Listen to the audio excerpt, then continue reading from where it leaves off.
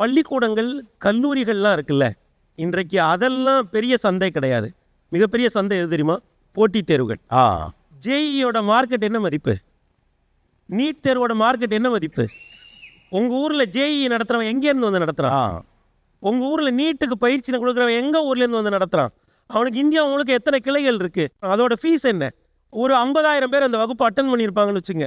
அந்த 50,000 பேருக்கு 5,000 ரூபா ஃபீஸ் போடுங்க. அது எத்தனை கோடியில் போய் நிற்கும்னு பாருங்கள். இன்றைக்கு சென்னையில் புதிதாக ஆரம்பிக்கப்பட்ட ஒரு நிறுவனம் 100 கோடியோட போட்டித் தேர்வுக்குள்ளே இறங்குது. சென்னையோட சந்தை மதிப்பு மட்டும் 5,000 கோடி வருஷத்துக்கு.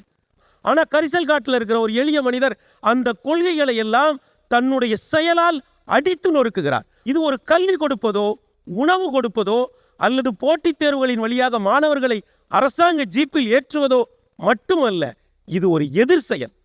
ஒரு பாலிசிக்கு எதிரான, ஒரு உலகம் தழுவிய ஒரு பாலிசிக்கு எதிரான ஒரு எளிய செயலை மாரிமுத்து என்கிற ஒரு அந்த மாரிங்கிற சொல் அந்த பகுதிக்கான ஒரு பேர். ஏன்னா அது ஒரு வானம் பார்த்த பூமி, எப்போவாது மழை பெய்யும். அந்த மாரியை கொண்டாடுவதனுடைய ஒரு வடிவமாக அவர்களுக்கு மாரிமுத்துன்ற ஒரு பேர் வச்சிருக்கார். உண்மையிலேயே அவர் செய்து கொண்டிருப்பது ஒரு தீவிரமான நுண் அரசியல். அந்த அரசியலை கண்டுபிடித்து நீயானா இன்று பாராட்டி இருக்கிறது. அந்த பாராட்டுகளோடு நாம் நம்முடைய பாராட்டுகளை